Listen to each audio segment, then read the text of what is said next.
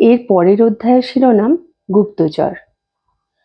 অনেক দিন পর্যন্ত তোময়ের ছেলে মেয়েদের ইয়াশুয়াকি চানের জন্য খুব মন খারাপ হতো, বিশেষ করে সকালবেলায় ক্লাস শুরু হবার সময়। ইয়াশুয়াকি চানের যে আসতে দেরি হচ্ছে না, ও যে আর কোনোদিন স্কুলে আসবে না, এটা মেনে নিতে ওদের বহুদিন সময় লেগে গিয়েছিল। ক্লাসে ছাত্রছাত্রী কম থাকাটা যেমন একদিক থেকে ভালো, তেমনি এরকম অবস্থায় কষ্টটাও বেশি হয়। ইয়াশুয়াকি চানের না থাকাটা যেন বেশি করে চোখে পড়ত। ভাগ্যে তোময়তে প্রত্যেকের জন্য নির্দিষ্ট আসন ছিল না। যদি ইয়াশুয়াকি চানের কোনো একটা বিশেষ বসবার জায়গা থাকতো, তাহলে সেই জায়গাটা ফাঁকা হয়ে যেত, আর তখন তো ওদের আরো বেশি কষ্ট হতো। ইদানিং তত্ত্বচান বড় হয়ে কি হবে তা নিয়ে খুব ভাবনা চিন্তা করছিল। আরো যখন ছোট ছিল তখন ভাবতো যে রাস্তার বাজনদার হবে কিংবা ব্যালে নৃত্যশিল্পী। তারপর যেদিন ও তোমইতে ভর্তি হতে এসেছিল, সেদিন ভেবেছিল ট্রেনের টিকিট বিক্রি করলে বেশ হয়। এখন ভাবছিল একটা অন্য রকমের কিছু হতে হবে, এমন একটা কিছু যেটা আবার মেয়েদের মানিয়েও যায়। মেয়েদের জন্য মানানসই কাজ। কথাটা ভাবতেই তত্ত্বচানের সেদিনকার হাসপাতালে যাবার কথাটা মনে পড়ে গেল। সেই যে নার্সরা আহত সৈনিকদের ইঞ্জেকশন দিচ্ছিলেন, সেই কাজটা তো বেশ শক্ত, তাহলেও কি করবে? হঠাৎ ওর খুব আনন্দ হলো। তাই তো, আমি কি হতে চাই তা তো কবেই ঠিক করা হয়ে গিয়েছে। তখনই তাইচান ওর বিজ্ঞানের পরীক্ষা নিরীক্ষার জন্য বার্নারটা জ্বালাচ্ছিল। ওর কাছে গিয়ে তত্ত্বচান বলল, আমি ভাবছি বড় হয়ে গুপ্তচর হব। বেশ গর্বের সঙ্গে কথাটা বলল ও। তাইচান আগুন থেকে চোখ সরিয়ে খানিকক্ষণ তত্ত্বচানের মুখের দিকে তাকিয়ে রইল। তারপর খানিকক্ষণ জানলার বাইরে তাকিয়ে কি যেন ভাবতে লাগলো। একটু ভেবে নিয়ে ও তত্ত্বচানকে বুঝিয়ে বলল, গুপ্তচর হতে হলে তো বুদ্ধিমতী হতে হয়, তাছাড়া গুপ্তচরদের অনেক ভাষাও জানতে হয়।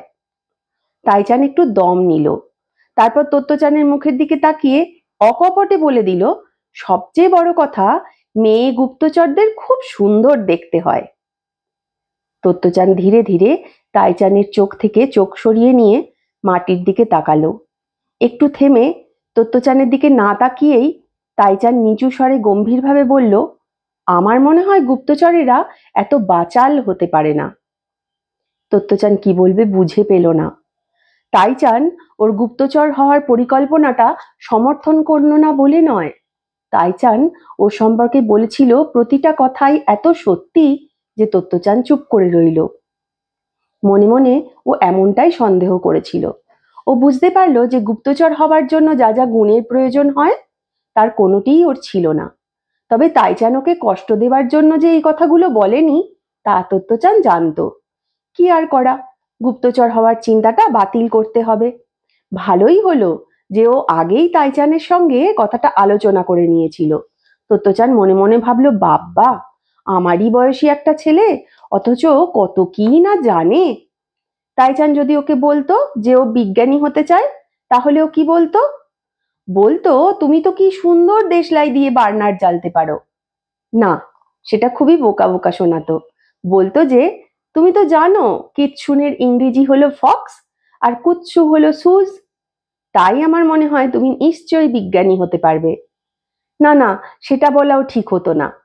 তবে এ বিষয়েও নিশ্চিত ছিল যে তাইচান দারুণ কিছু একটা করবে বড় হয়ে। তাইচান ততক্ষণে ওর ফ্লাক্সের ওপর মনোনিবেশ করে ফেলেছে। তত্ত্বচান ওকে মিষ্টি করে বলল, ঠিক আছে, আমি তাহলে আর গুপ্তচর হব না। কথাটা আমাকে বুঝিয়ে বলার জন্য ধন্যবাদ, কিন্তু আমি জানি যে একদিন তুমি খুব বিখ্যাত একজন কেউ হবে। তাইচান মাথা চুলকে বিড়বিড় করে কি যেন একটা বলল, তারপর সামনের খোলা বইটাতে ডুব দিল। গুপ্তচর যখন হওয়া যাবে না, তাহলে ও কি হবে বড় হয়ে? তাইচানের আগুনের দিকে তাকিয়ে তাকিয়ে তত্ত্বচান সে কথাই ভাবতে লাগলো। এই চ্যাপ্টারটিতে আমরা দেখলাম তত্ত্বচান এখন ভাবতে বসেছে যে সে কি হবে ভবিষ্যতে। প্রথম অংশটিতে আমরা দেখলাম ইয়াশুয়াকি চান চলে যাওয়ার পর যে শূন্যস্থানটা তৈরি হয়েছে সেটার সাথে কিভাবে ছোট ছেলে মেয়েরা আস্তে আস্তে মানিয়ে নিচ্ছে।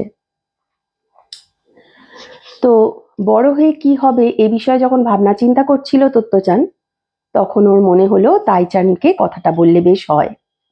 তাইচানকে যখন ও বলল যে সে এখন গুপ্তচর হতে চায়, তাইচান বেশ কয়েকটি কারণ দেখালো যে কারণের জন্য গুপ্তচর হওয়া ওর মোটেই হয়ে উঠবে না।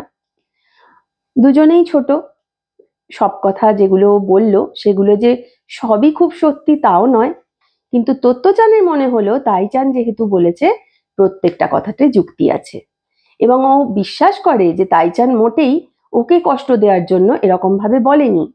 ওর যেটা মনে হয়েছে, যেটা যুক্তিযুক্ত সেটাই বলেছে।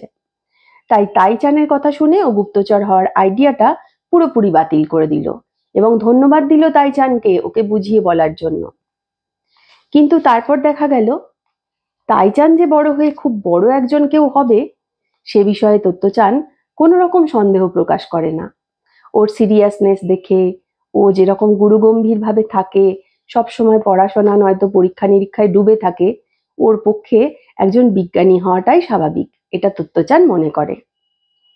তত্ত্বচানের মনের সরলতাটা এই অধ্যায়টাতে প্রকাশ পায়। তার মনের মধ্যে কোনো রকম জটিলতা নেই, সহজ কথাকে সহজভাবেই নিতে পারে সে। এর পরের অধ্যায় বাবার বেহালা। কিছু বোঝার আগেই তত্ত্বচান আর ওর বাড়ির সবার ওপর যুদ্ধের ছায়া ঘনিয়ে এলো। প্রতিদিন পাড়ার বাচ্চা বাচ্চা ছেলে আর বড়দের বানজাই বলে পতাকা উড়িয়ে যুদ্ধে পাঠিয়ে দেওয়া হচ্ছিল। দোকান থেকে খাবার দাবার উধাও হয়ে যাচ্ছিল। তমইয়ের নিয়ম মেনে প্রতিদিন সাগর থেকে আর পাহাড় থেকে কিছু কিছু দেওয়াও শক্ত হয়ে পড়ছিল। মা কোনো রকমে সমুদ্রের আগাছা আর পামের আচার দিয়ে কাজ চালাচ্ছিলেন। প্রায় সবকিছুই রেশন চলছিল, যত খুশি কেনার উপায় ছিল না। মিষ্টি তো পাওয়াই যাচ্ছিল না যতই খোঁজো না কেন। তত্ত্বচান্দের স্টেশনের আগের স্টেশন উইকাইমা। সেখানে একটা মিষ্টির মেশিন ছিল। পয়সা ফেললে তার থেকে এক প্যাকেট ক্যারামেল লজেন্স বেরিয়ে আসতো। তত্ত্বচান তার খবর জানতো। মেশিনটার ওপর একটা ভারী লোভনীয় ছবি ছিল। 5 সেন্ট দিয়ে একটা ছোট্ট প্যাকেট পাওয়া যায়, 10 সেন্ট দিলে বড় প্যাকেট। কিন্তু অনেক দিন ধরে মেশিনটা ফাঁকা পড়েছিল। যতই পয়সা ফেলো না কেন কিছুতেই কিছু বেরোচ্ছিল না। পয়সা ফেলে ধাক্কা মারলেও না। তত্ত্বচান হাল ছাড়বার মেয়ে নয়, তাই ও চেষ্টা চালিয়েই যাচ্ছিল। হয়তো একটা প্যাকেট কোথাও আটকে আছে, ভেতরে কোথাও একটা প্যাকেট রয়েছে নিশ্চয়ই, ও ভাবছিল। প্রতিদিন ও স্কুল থেকে ফেরার পথে আগের স্টেশনে নেমে গিয়ে মেশিনে পয়সা ফেলে ক্যারামেল পাওয়ার চেষ্টা চালিয়ে যাচ্ছিল, কিন্তু প্রতিদিনই ঝনঝন শব্দে পয়সাটা ফেরত চলে আসছিল। এমন সময় বাবাকে একজন একটা কথা বললেন। বাবা যদি অস্ত্রের কারখানায় গিয়ে যুদ্ধের নানান সুর বাজিয়ে শোনান, তাহলে বিনে পয়সায় চিনি, চাল আরো অনেক কিছু পাওয়া যাবে। কিছুদিন আগেই বাবাকে খুব ভালো বেহালো বাজানোর জন্য একটা বড় পুরস্কার দেওয়া হয়েছিল। ফলে বাবাকে নিশ্চয়ই ওরা আরো অনেক বাড়তি জিনিস দেবে, সেই ভদ্রলোক বললেন। এমন প্রস্তাব অন্য কেউ শুনলে হয়তো লুফে নিত। মা বললেন, কি করবে, যাবে? যুদ্ধের সময় অনুষ্ঠান করার সুযোগ খুব কমে আসছিল। সঙ্গীত শিল্পীদের অনেককে যুদ্ধে যোগ দিতে হচ্ছিল। ফলে অর্কেস্ট্রায় শিল্পীর অভাব ছিল। রেডিওতে বেশিরভাগ যুদ্ধ সংক্রান্ত অনুষ্ঠান হচ্ছিল, তাই বাবা আর বাবার সহকর্মীদের বিশেষ কাজ ছিল না। এমন সময় এ ধরনের একটা সুযোগ। বাবা খানিক ভেবে বললেন, ওরকম সুর আমি আমার বেহালায় বাজাতে চাই না। মা বললেন, তুমি ঠিকই বলেছ, আমি হলেও রাজি হতাম না। খাবার আমাদের ঠিকই জোগাড় হয়ে যাবে। বাবা জানতেন যে তত্ত্বচানকে যথেষ্ট খাবার দেওয়া যাচ্ছিল না। বেচারা যে রোজ ওই উইকাইমা স্টেশনের ক্যারামেলের মেশিনে গিয়ে পয়সা ফেলে, বাবা তাও জানতেন। এ সময় একটু বাড়তি খাবার দাবার পেলে খুবই সুবিধে হতো। তবু বাবার কাছে সঙ্গীতের অন্য মূল্য ছিল। মা সে কথা জানতেন বলে কখনো জোর করেননি। বাবা বললেন, আমায় ক্ষমা করিস ততস্কি। তখন শিল্প আর শিল্পীর আদর্শ সম্পর্কে বোঝার মতো বড় হয়নি তত্ত্বচান, কিন্তু ও সে কথা জানতো যে বেহালা বাজাতে বাবা এতই ভালোবাসতেন যে ওদের বৃহত্তর পরিবার থেকে বাবাকে এক ঘরে করে দেওয়া হয়েছিল। অনেক অনেক অনেকে কষ্ট দিয়েছিল। তবু বাবা বেহালাটা ছাড়তে পারেননি। তাই তত্ত্বচান বুঝেছিল যে বাবা যে সুর বাজাতে চান না তা ওর বাজানোর কোনো দরকার নেই। বাবাকে ঘিরে লাফাতে লাফাতে ও বলল, আমার কোনোই আপত্তি নেই বাবা, আমি তোমার বেহালা খুব ভালোবাসি। পরদিন আবার তত্ত্বচান উইকাইমা স্টেশনে নেমে গিয়ে লজেন্সের মেশিনটার ভিতরে একবার উঁকি মেরে দেখলো। মিষ্টি বেরিয়ে আসবার সম্ভাবনা ছিল না যদিও, তবুও আশা করে রইল হয়তো কিছু একটা পেয়ে যাবে। কি অসাধারণ একটি অধ্যায়! তত্ত্বচানের বাবা একজন শিল্পী, বেহালা শিল্পী। তিনি সুযোগ পেয়েছিলেন এই যুদ্ধের বাজারে একটু বেশি রেশন পাওয়ার, তত্ত্বচানদের মুখে আরেকটু বেশি বেশি খাবার তুলে দেওয়ার। যুদ্ধকালীন পরিস্থিতি সবসময়ই অন্যরকম হয়। সবকিছুর রেশনিং চলে, ইচ্ছে মতো কেউ কোনো জিনিস কিনতে পারে না, অল্প খাবার খেয়েই দিন কাটাতে হয়। কিন্তু বাবা শিল্পের সাথে আপোষ করেননি। অস্ত্র কারখানায় যুদ্ধের সুর বাজাতে তার শিল্পী মন একদম চায়নি, এবং এ ব্যাপারে তার পাশে ছিলেন তত্ত্বচানের মা, এমনকি ছোট্ট তত্ত্বচানও। সেও জানতো যে বাবা বেহালা বাজাতে খুব ভালোবাসেন, কিন্তু যে সুর বাবা তার বেহালায় বাজাতে চান না, ছোট্ট মেয়ে হলেও সে বুঝেছিল সেই সুর বাবাকে বাজাতে না দেওয়াই ভালো। তার ওই ক্যারামেলের লজেন্স হয়তো আর পাওয়া হয়ে উঠছে না।